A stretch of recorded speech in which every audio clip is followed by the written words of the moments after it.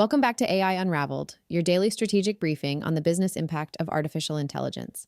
It is December 10th, 2025. Today, we are flipping the script on the most boring word in tech, governance. We are diving into the compliance cost cliff, a new reality where the ability to control your AI is not just a legal shield, but the primary engine of your velocity.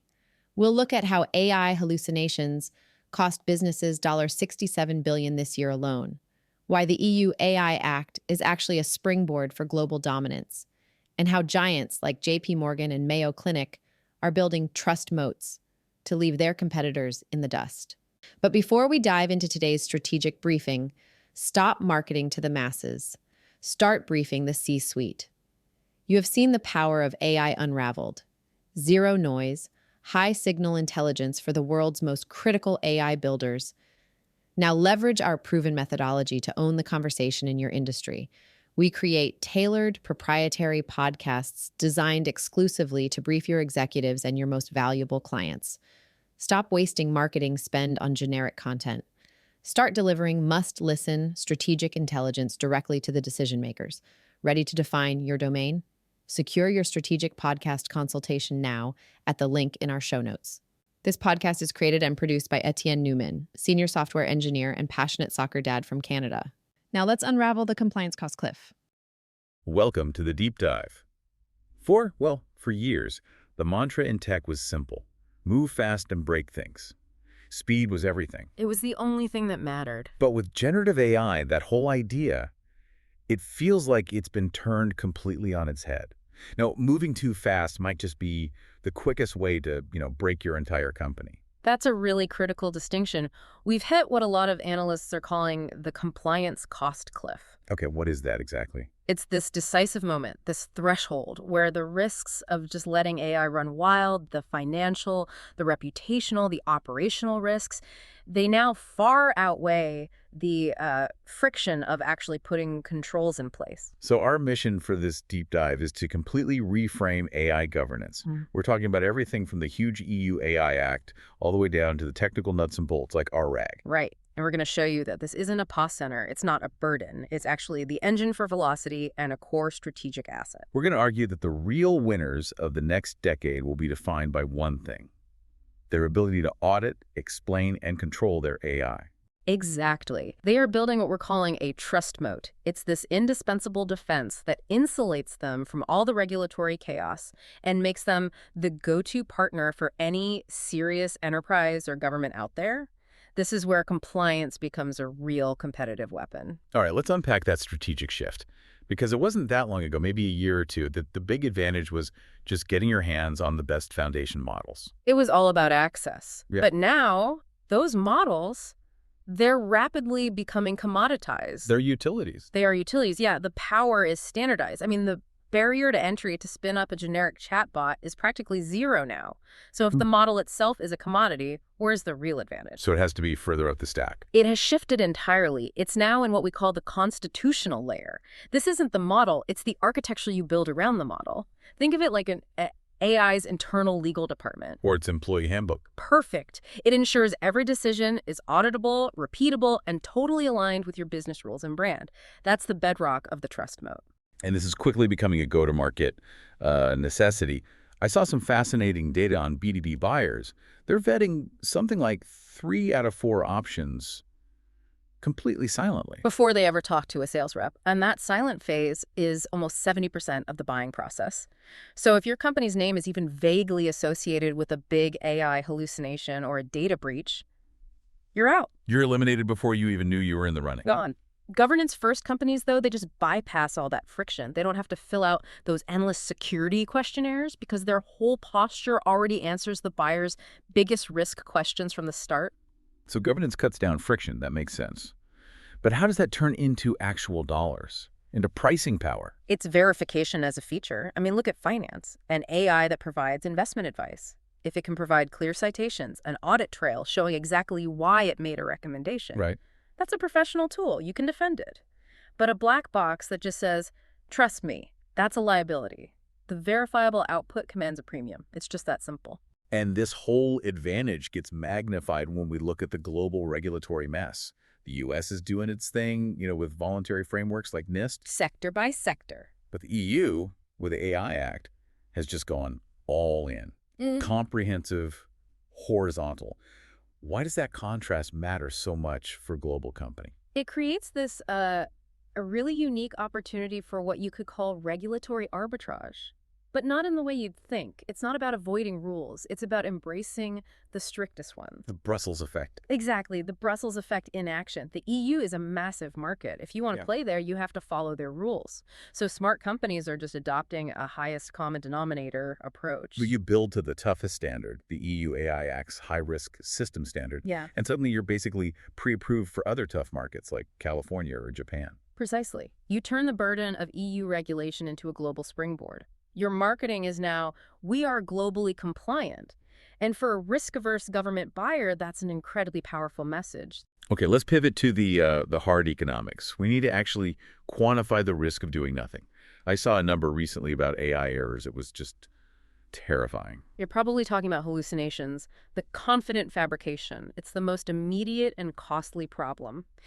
Analysts are estimating that AI hallucinations cost businesses something like $67 billion. Billion. $67.4 billion. In 2024 alone. This isn't a small bug. It's a massive economic drag. And now we have actual case law that says companies are liable for these mistakes. That has to be unsettling. It's more than unsettling. The Air Canada case set a huge precedent. Their chatbot made up a refund policy, just invented it. The court said, too bad. The airline had to honor the AI's promise. The AI speaks for the brand.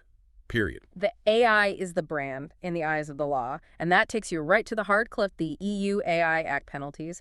They are designed to be punitive. How bad are we talking? For prohibited AI, the max fine is 35 million euros or 7% of global turnover, whichever is higher. 7%. That's way higher than GDPR.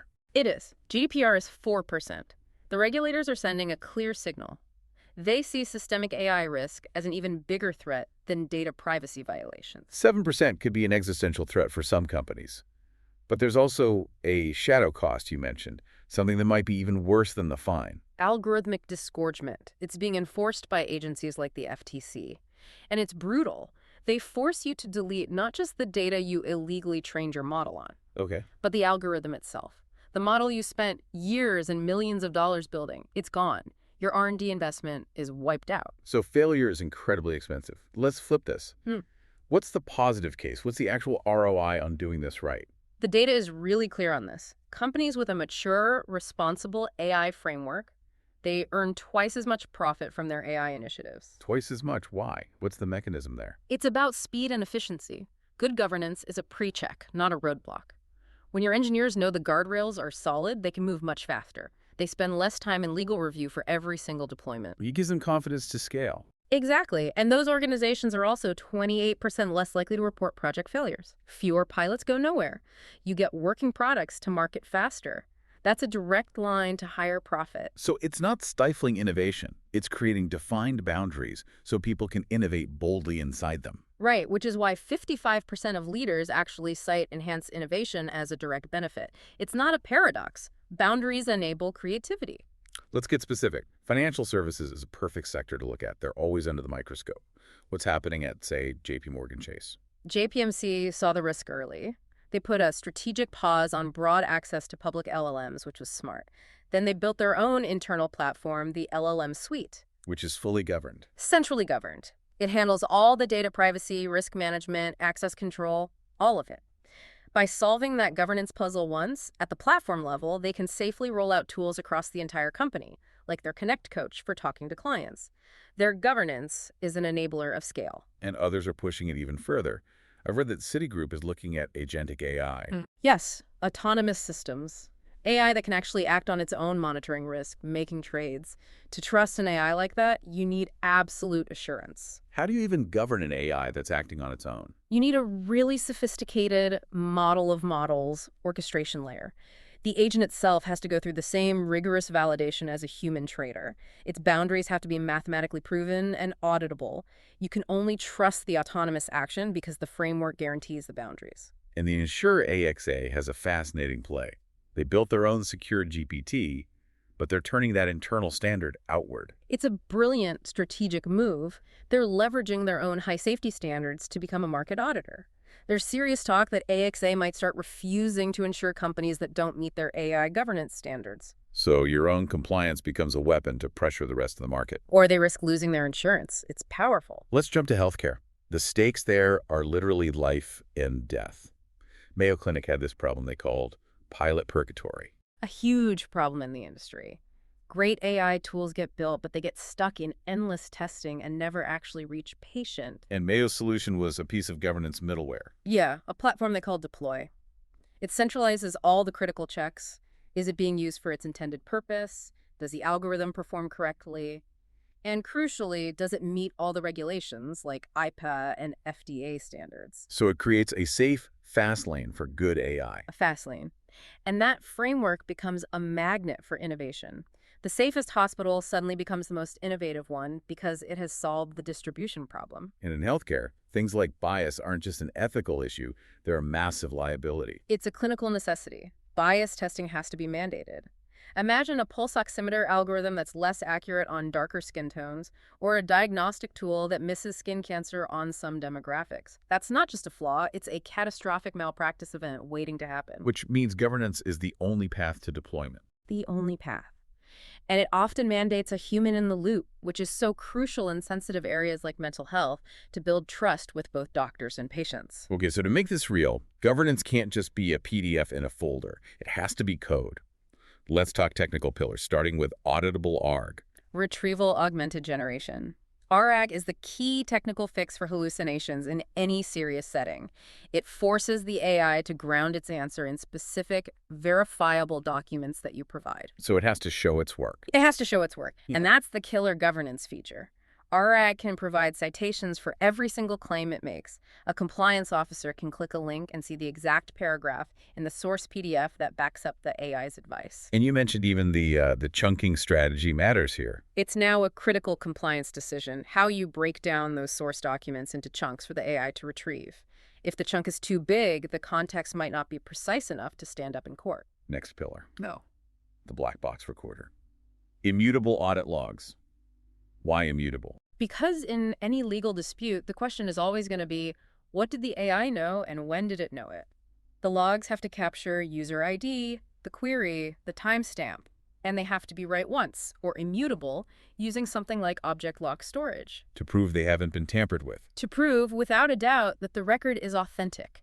That's what makes it legally sound. And of course, raw logs are useless to the board. Totally useless. You need dashboards on top of that to visualize what's happening, see the patterns, and manage risk proactively. Final pillar.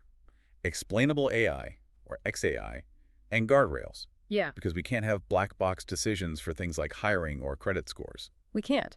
And that's where tools like SAP and Lime come in. They're libraries that help an AI explain an individual decision. It won't just say loan rejected. It will say loan rejected because your debt-to-income ratio was the biggest factor, contributing 40% to the decision. It provides the legally required reasoning. Right. And then you have constitutional AI, which is the automated enforcement layer. It checks the user's prompt for anything problematic before it hits the model. And then it checks the model's answer for hallucinations or off-brand content before it gets to the user. It's automated safety rails. So we've come full circle. We started by questioning move fast and break things, and we're ending with the idea that governance is the key to unlocking super agency. Which is empowering humans with AI to be superhumanly productive. And that super agency is built 100% on trust. An employee won't rely on an AI agent if they think it could hallucinate and get them fired. Governance provides the certainty needed to truly scale. And for the companies that are behind, that compliance cost cliff just gets steeper and steeper. That's the final word on liability, really. The law is shifting liability squarely onto the deployer of the AI, not the company that built the base model, but the company using it. The only real defense is going to be a bulletproof, documented governance history. So the window to build this advantage is open now. But it feels like it's closing fast as regulations harden and customers just expect this level of trust. The time to build that infrastructure is today.